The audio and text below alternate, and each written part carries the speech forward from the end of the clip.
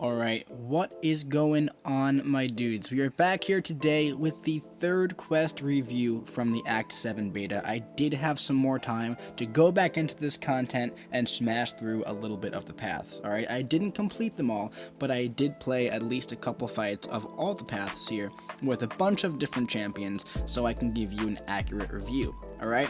So we're going to start from the left here. We're going to go from the left, we're going to go all the way to the right, okay? I'll give you the TLDR right now, the too long didn't read version, okay? I did not like this quest as much as I liked the second quest, okay? I didn't dislike this quest as much as I disliked the first quest, but where the first quest, where I pretty much hated everything, the second quest, where I pretty much loved most of it, this one's kind of a mixed bag, alright? This one has a lot of the downfalls of the first path, and it has a lot of the ups of the second. So, let's jump right in. Up on the left, we have a very, very simple, easy path here, okay? Pilfer, Regeneration, and Power Alternator. Alright, so, Power Alternator. Every 15 seconds, if the attacker has more power than the defender, both champions are completely power drained, then granted an amount of power equal to the amount drained from the opposing champion. That's great. That's a node that you can do with pretty much any champion, right? You can go through this with Quake if you want to. You could use your Ghost if you want to. Although, actually, looking at the defenders now, I don't really recommend to use Quake. There's Arcus, Omega Red, Loki you can't really use, but you can go ahead and use any champion for this path, right? That's why this is designed well. It's not supposed to be a really tough path. This is supposed to be one of the easy ones, clearly. Alright, up next we have a path that I don't love here, and it's Bullet Time, alright? And also Rolling Thunder. Well, first of all, this enemy raises special attack damage by 10% for every 10 seconds that path. Now, let's talk about that for 1 second. Let's look at the defenders that we have here. Howard the Duck, alright. Winter Soldier, okay. Bishop, wow, okay. Blade, Punisher, Agent Venom, Dr. Doom, Elsa. About 80% of those champions, well, you're gonna have some special attacks that aren't particularly easy to dex, right? Just right off the bat, man, Howard the Duck's special 2. Now, of course, you can go ahead and just push him to a special 1 and play it slow, but if you accidentally push him up to a special 2, you're probably gonna die because his attack rating is already through the roof, alright? Let's move on.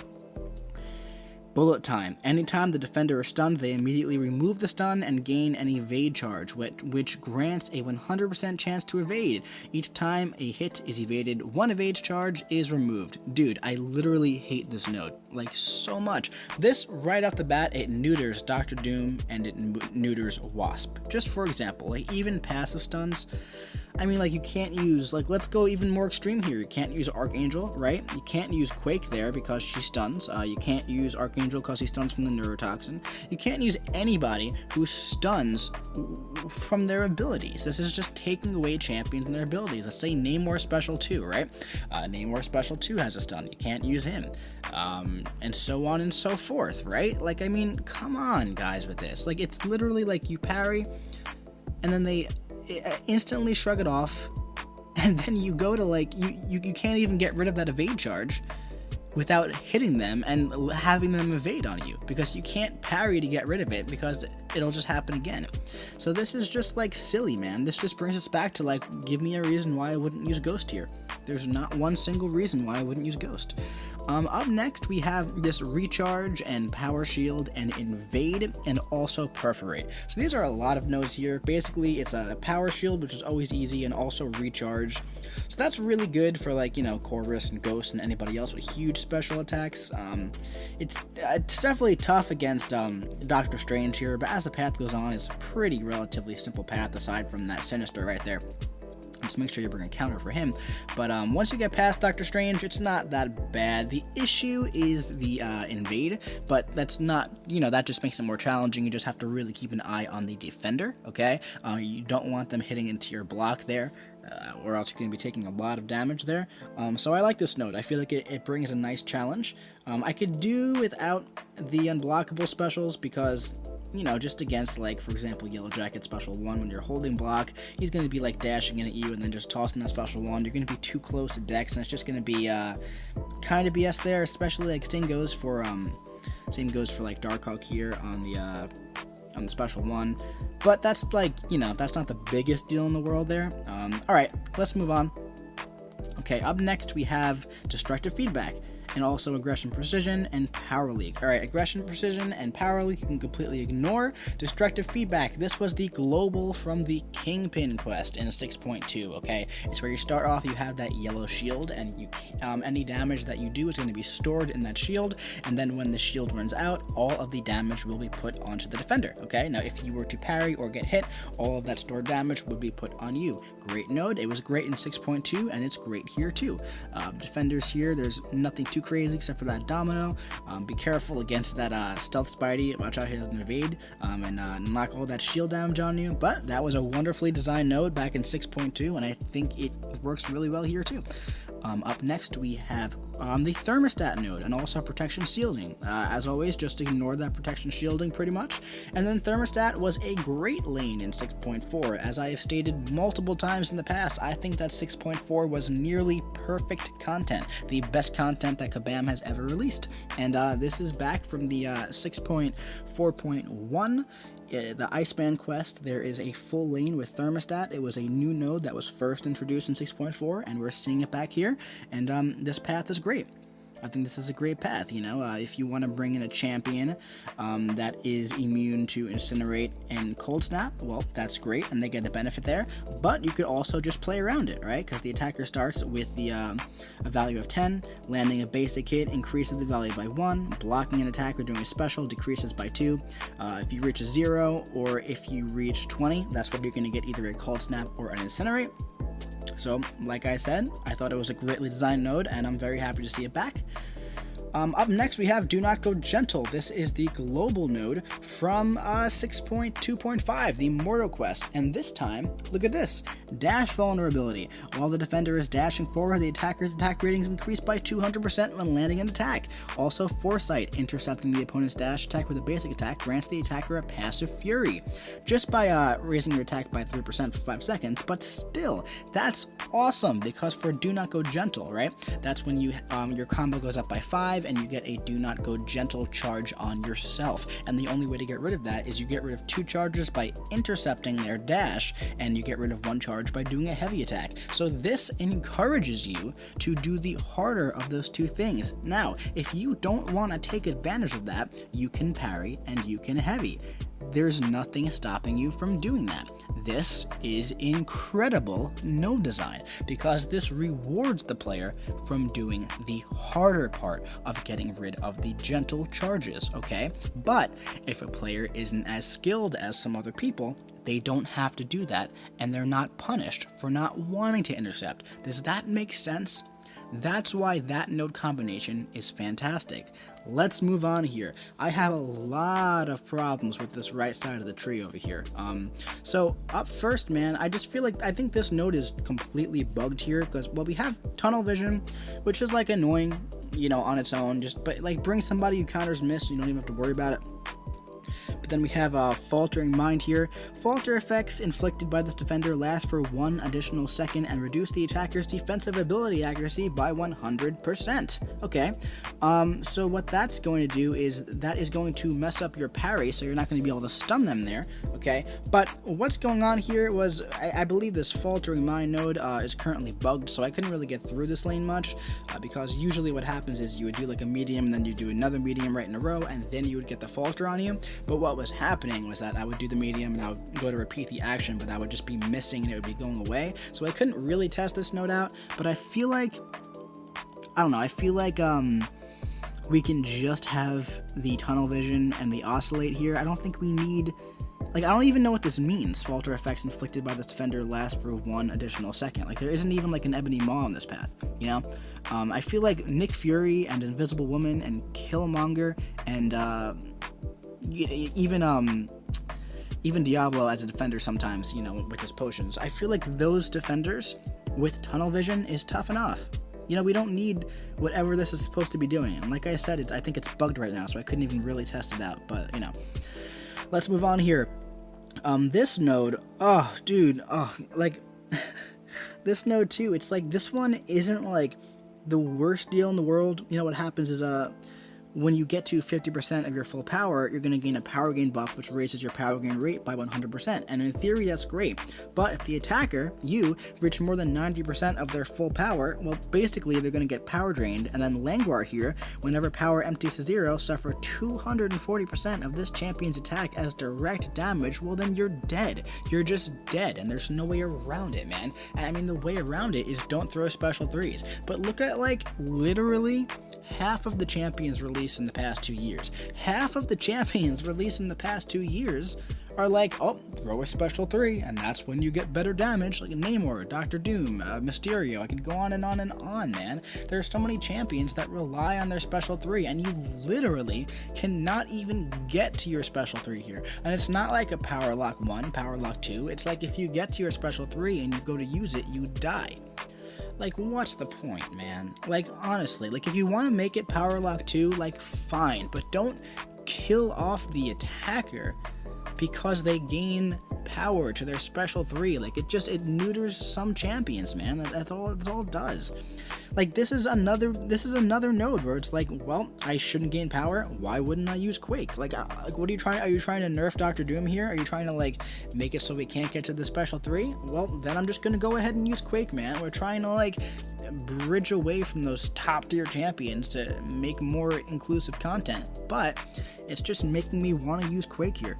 Now, up next we have a node that I really like, and that's Thunderstruck. You guys know I really like Thunderstruck. And you know what I really like about this? I really like how this is how Thunderstruck should have been in 6.3.6 here. Because look at this. If either champion has not made contact in 6 seconds, both champions gain a shock debuff, dealing 50% of their own base attack over 3 seconds. And while you have that shock debuff on you, all of your landed hits are going to be guaranteed critical hits for the duration of that shock. That's awesome, dude. What that does is, if you don't have the largest roster in the world and you don't have a champion, okay, if you don't have a champion who is a wonderful option of Thunderstruck, if you don't have Dr. Doom, if you don't have the new Black Widow, if you don't have Thor Jane Foster, my girl, if you don't have Darkhawk, if you don't have Stark Spidey, Nebula, etc., Sentinel, well, you can use anybody. I actually did the first couple of fights with Corvus just to test it out, see if it's possible, and it's totally possible. And Corvus is actually great for it because he's immune to all shock debuff effects, right? So he's going to be healing from that shock. That's dope. The only thing I have to say about it is that right here, this guy, all right, he heals from shock debuffs, and Thor Ragnarok has, like, very, very decreased length on shock debuffs, okay? And also, Thor Jane Foster has, like, very high energy resistance to shock debuffs, and also, Nebula just, like, absorbs them. And I believe that, as I'm going down the line, I believe that Thor and Storm also have a shortened time there, too. And also, the shock debuffs just make Electro much, much stronger, right? And here's the issue, like all of those, like, that makes it definitely tougher to play around. It's going to make it longer. But when it comes to Electro, I'm sitting here trying to think of a counter who can naturally inflict shock and also fight Electro, and I can't do it. So I feel like the way to go there is, like, use Namor, right? Like, use Namor or your typical Electro counter and, like, kind of play, like, chicken with them until you get that shock and then hit him a little bit. And it's going to be annoying, but you can easily get him down like that. I'm going to tell you right now, the way to go is going to be Darkhawk, because he has all of those shock passives, right? So you're not going to be putting, like, shock debuffs on Silver Surfer and Thor Ragnarok and everybody else, okay? So just, if this lane stays the way it is, just Darkhawk is great for it. Alright, let's talk about these mini-bosses here. First up, we have what I believe is called the Punishing Assassin now. Alright, so that's a really, really cool name. So why it's called that is because it is pretty much Angela as the character model and Punisher, okay, for all of the moves and all of the special attacks. But there's also, like, Angela's regeneration, etc., etc. It's a really cool idea, these champion mashups, you know, I like it quite a bit. But I have a couple issues with some of the nodes here, and it's that bullet time again, alright? So that bullet time aside, there are a couple more issues, alright? So these two are something that all of these guys have, power buildup and power overflow. When the defender reaches 2 bars of power, they gain an indefinite prowess buff every 2 seconds, increasing special attack damage by 100%. If this defender has 10 prowess buffs, when they activate a special attack, it becomes unblockable. Alright, so that's going to be an unblockable Punisher special 2. That's kind of BS on a mini-boss that you have to fight 3 times. There's also Rolling Thunder. This enemy raises special attack damage by 10% for every 10 seconds that pass. And on top of that, if that wasn't enough, there is Bubble Shield as well. Now listen, guys, I mean, like, it's just so much at once, man. It's like if Punisher's special attacks aren't unblockable, well, they're going to be unblockable through Bubble Shield. It's like, yeah, you can like say, oh, well, go learn how to Dex Punisher Special 1. But honestly, I'd say like 1% of the population of this game know how to Dex Punisher Special 1, if that. Do I know how to do it? Yeah. But are you going to expect a million players, if not more, to know how to Dex Punisher Special 1 on a mini-boss that you have to fight 3 times? It's just too many nodes, man. Like, you can, if you just take out Bubble Shield, right, then you can deal with the Rolling Thunder here, and you can deal with not parrying here, and just bait out the special 1 and take it on the block, right, and just take a ton of chip damage and just get him down or get her down slowly, you know, and just make sure you're healthy going into the fight. Like, that's one way to go about it if you're not going to learn how to Dex a special 1. But all of these things put together, man, I don't know, it's just an item grab to me. Up next, let's talk about the Ice Phoenix here, okay? So this one is going to be Jean Grey. It's going to be Phoenix as a character model with all of Ice Band's abilities, okay? Very, very cool. I believe that this Ice Phoenix is the one that stirred up a bunch of controversy back when Uncollected first started, right? Alright, let's see. So power buildup and power overflow. Okay, not the biggest deal for Iceman, right? Not the biggest deal at all. He has very easy specials to evade. Cold Fusion. Whenever a Cold Snap or Frostbite fails to apply due to immunity or is purified by either champion, the defender gains 33% of a bar power over 6 seconds. No big deal, right? If you start the fight with the Cold Snap immunity, well, just expect her to get a little bit of power in the beginning. No big deal at all. Protection shielding, ignore as always. Thermostat, we already went over how to deal with Thermostat. This is a great fight, man. Back when this Ice Phoenix was first, you know, introduced, there weren't like too many great Cold Snap immune champions or champions that could deal with it, and that's why it was kind of BS back then. But I feel like now is the perfect time for this. I personally just used Ghost and just ran right over her in about like 15 seconds, but I don't see why like any normal Iceman counter wouldn't be great here, you know? Really cool. Really cool stuff there. And then this guy looks like he looks like Carnage and Wolverine. I'm not really entirely sure, maybe Sabretooth, because it's a mutant there. I don't really know. I wasn't able to get through any of these lanes. I didn't have enough time to get through it, but I did hear from a couple people that the guy's pretty bugged. I heard that the Shank was just absolutely killing people. Even though it's supposed to do 1% of the defender's damage, I don't know. Or maybe it was the Langor that was killing people, because that will kill people, because that is just kind of BS. But this guy, you know, I'm assuming that he is Carnage's character model, and either Wolverine or somebody else's, whatever that is, that a sword or a blade, whoever that is, that would be his abilities. And then you just gotta pretty much do the same thing as redlining here. You just can't go above a special 2, right? And it shouldn't be too hard. Shouldn't be too hard to deal with at all, okay? Now let's talk about the boss here, the Gwenpyrion boss. So this is basically a Gwenpool character model with Hyperion's abilities. Now, one thing I forgot to mention is that these mini-bosses and this boss, these character models, don't have a special 3. Okay, isn't that interesting, right? So this is going to be Hyperion with the power buildup and the power overflow that you're just going to be pretty much baiting out the special 1 and the special 2 of Hyperion over and over and over, but you don't have to worry about that special 3. That's dope, right? Now, let's go on a little bit here, okay? We have the high energy diet. The defender has 99% energy resistance, and any hit that deals energy damage regenerates them for what that damage would have been. Alright, that's a little restrictive. While the defender is affected by Incinerate, Shock, or Cold Snap debuff, the defender gains 100% of a bar of power every 10 seconds. That's not that big of a deal because there's no special 3, so you're just going to be baiting out the special 2 of that Gwenperion, right? No big deal at all, honestly. Here, selected time stream and Indomitable. That what was on that Kang from Variant 3, okay? So every 20 seconds, she's going to heal back to full unless there is a shock or an incinerate on her, right? So right off the bat, I'm going to go ahead and think that Black Widow Clairvoyant is going to be wonderful for this fight. I'm sure Warlock's going to put in work as well. I'm sure Mysterio's going to be great. I know somebody who got her down with 1 revive with Mysterio. I personally didn't bring a counter, and I got her down with Ghost and Nick Fury and 1 revive. So like, even if you don't have a perfect counter, you can get this boss down in like 1 to 2 revives with a high damage dealing champion. Same thing goes for Kang and Variant 3. You know, like it looks like a restrictive node, but when it's just on 1 fight, it's not the biggest deal in the world. I'm more concerned with the paths here, you know.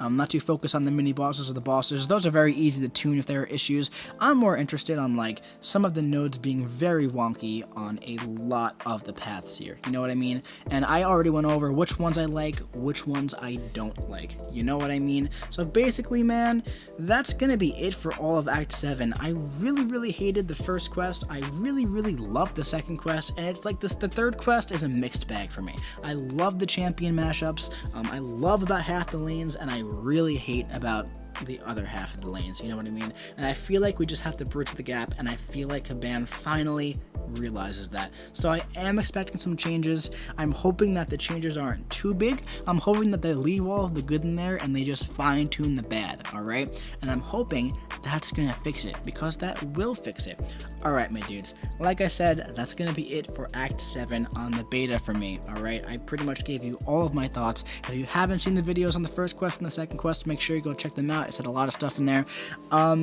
Yeah, man, do your boy a favor and leave this video a like, comment what you think about the third quest in the comment section below, and subscribe if you want to see some more content coming to you very soon.